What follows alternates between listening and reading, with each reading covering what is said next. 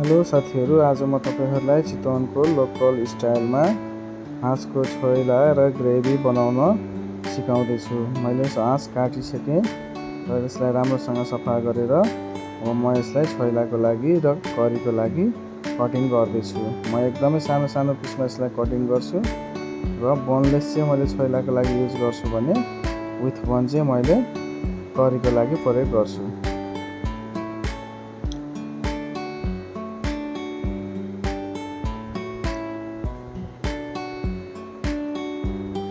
मैले with bone करीको लागि तयार गरे। पिस एकदम सानो सानो काटेको छु ताकि राम्रोसँग पाकोस् र यो मैले छोइलाको लागि प्रयोग गरेको छु। एकदमै बोनलेस सानो सानो पिसमा र अब म यसलाई फ्राई गर्छु तेलमा र पाकिसके पछाडि फ्लेभरको लागि स्मोकी फ्लेभरको लागि म यसलाई चाहिँ आगोमा चाहिँ पोल्ने छु माथिबाट। र पोलेर राखेको टमाटर, खुर्सानी, लसुन एकदम लोकल गाउँको, त्यसपछि प्याज चाहिँ मैले अघि तयार गरेको छोइलाको मेटेरियल हो त्यो चाहिँ।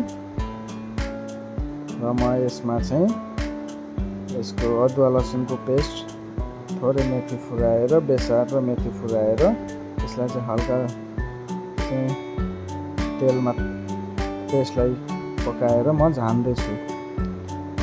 अघि मैले पोलेको टमाटर, त्यसपछि प्याज, खुर्सानी, लसुनहरू चाहिँ म यसमा राख्दैछु र थोरै म यो ल्वाङ सुक्मेलको धुलो पनि प्रयोग गर्छु।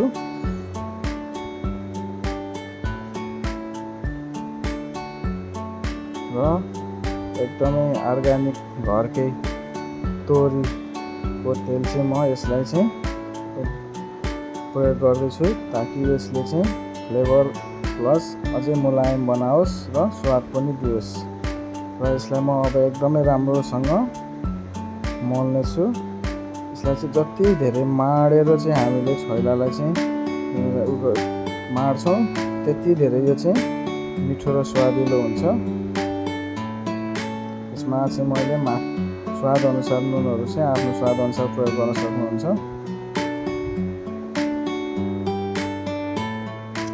र मेरो चाहिँ छोइला तयार भइसकेको छ। अब म करीको लागि कडाई बसालेर तेल हालेर राख्दैछु।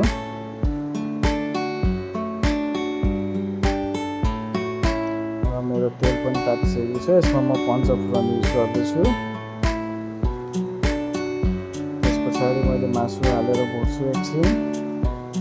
त्यसपछि थोरै प्याज हाल्छु। यसमा म टमाटरको प्रयोग गर्दिनँ किनकि हामी गाउँघरमा टमाटरको प्रयोग नगरिकन मासु पकाउँछौँ, करी ग्रेभी आइटम। त्यसको लागि मैले अघि नै मसला तयार गरिसकेको थिएँ। अदुवा लसुन, रातो खुर्सानी सुकेको र थोरै जिरा राखेर मैले त्यो मसला तयार गरिसकेको थिएँ। र अब यसमा बेसार, नुन र जिरा पाउडर थोरै अरू एक्स्ट्रा युज गरेर यसलाई म राम्रोसँग भुट्छु। र यो राम्रोसँग भुटिसके पछाडि फेरि थोरै पानी राखेर सानो हिटमा म यसलाई 20-25 मिनट चाहिँ राम्रोसँग पाक्नलाई छोडिदिन्छु। र मैले चाहिँ लगभग अब छोइला र करी चाहिँ तयार गरिसकेको छु र भाइहरूलाई चाहिँ मैले चखाउँदैछु कस्तो छ भनेर। भाइ सुशान्त दाइले चाहिँ एकदम यसको टेस्ट लिँदै हुनुहुन्छ। उहाँलाई कस्तो लाग्छ यो, उहाँलाई पनि यो मन परेको छ। ल मैले चाहिँ यसरी तयार गरेँ। यो चाहिँ डक हाँसको चाहिँ ग्रेभी र के अरे छोइला। यो चाहिँ मैले काटको आइटम हो।